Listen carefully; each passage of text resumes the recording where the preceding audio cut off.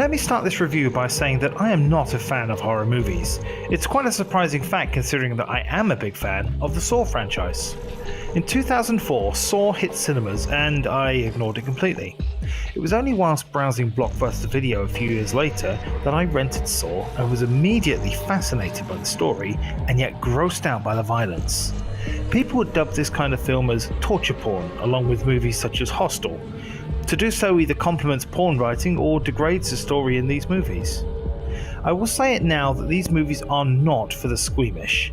Even I, after watching these for years, still recoil at their graphic depiction, but for some reason they continue to draw me back. Now, it's been a while since I have seen them, and I've never marathoned them before, but with the new film Jigsaw scheduled for release soon, I figured it was time to see them all again. Well, let's start at the beginning.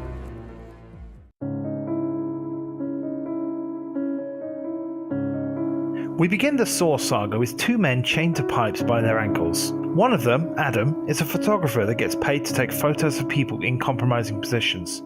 The other is Dr. Lawrence Gordon, a surgeon. They're joined by a corpse who seemingly shot himself in the head whilst holding a tape player. Adam and Lawrence find microcassettes on them and, using the corpse's tape player, find out that they are victims of the so-called Jigsaw Killer, a man who kidnaps victims who don't appreciate life and puts them in torturous death traps based on their indiscretions. The name Jigsaw Killer comes from the fact that he takes a jigsaw piece out of their skin if they fail in their challenge.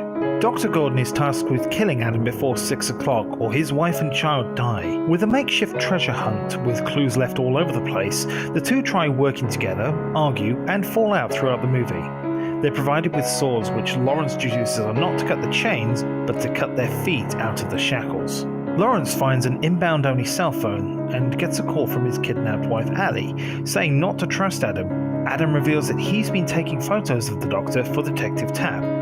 Okay, Detective Tapp has been on the Jigsaw case since the beginning, along with his partner Singh. They suspected Dr. Gordon when they found his penlight at one of the crime scenes.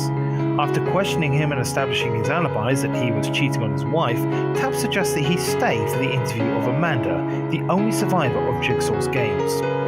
After reviewing Amanda's video carefully, Tapp works out where Jigsaw's lair is, and after having him caught momentarily, he escapes, slashing Tapp's throat and luring Singh into a trap that blows his head clean off with a shotgun. With Singh dead, Tapp is convinced that Lawrence is the Jigsaw Killer. He has him followed and even gets kicked off the force for being unstable. It's here that he notices a strange man in Dr. Gordon's house. This man is Zep, an orderly at the hospital that Lawrence works at, who takes an interest in his patients. Dr. Gordon also works out that Zep is holding Allie and his daughter Diana hostage.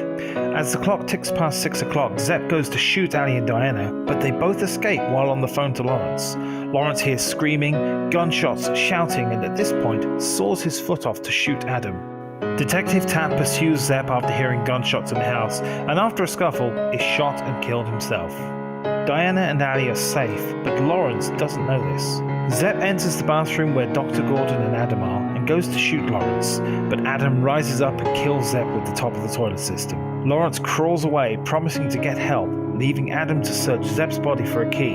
What he finds instead, however, is another tape player, this one instructing Zep to hold Lawrence's wife and child hostage, or the slow-acting poison will kill him. Jigsaw then reveals himself as John, a patient at the hospital with inoperable cancer, and the corpse in the middle of the room all throughout the movie. He states the key to the chains are in the bath Adam woke up in, which has now gone down the drain. He then leaves Adam in the dark, saying, "Game over," as he leaves.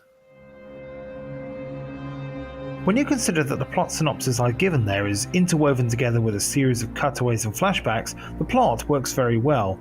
It's singular and not too complicated, with a twist ending that you don't see coming despite the clues being placed throughout the film.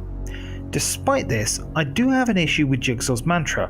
He targets people undeserving of life and gives them a chance to survive by giving of themselves.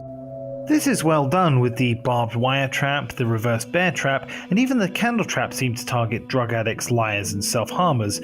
But what exactly did Zep, Diana, and Allie do to deserve their roles?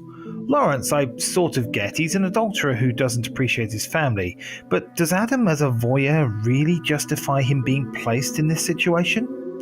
As far as the traps go, the bathroom trap also seems the most out of place too, as it relies more on people than one person against themselves. It's also the least technical of them too. There's no engineering behind it, no clever trick, just simply kill this guy before 6 o'clock or your wife and child die. It stands out like a sore thumb compared to the other traps and games. So really the only real question left is, was this meant to be a standalone movie or part of a bigger story? If it is standalone, then there's not enough background to make it an instant classic, but if it was supposed to be part of a long story, then it's not setting up enough or leaving questions to be asked in later films.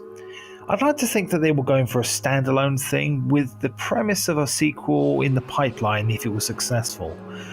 I mean, really, that's all you can surmise based on what you've given. All in all, though, Saw is a decent horror movie. It was unique at the time, and although classified under the torture porn banner, rightly or wrongly, it isn't as graphic as you think it will be, and certainly not as graphic as later entries will be. It's never going to win any film awards, but I think it's aged fairly well, and it's certainly worth a look if you're interested in seeing where the franchise began. Saw was a pioneer, and whether you agree or disagree that there's too much violence in movies, you have to respect that this made way for so many of the great horror movies that have come since. Of course, you could also say that it pioneered movies having way too many sequels, but I'm sure that point will come up in a later review.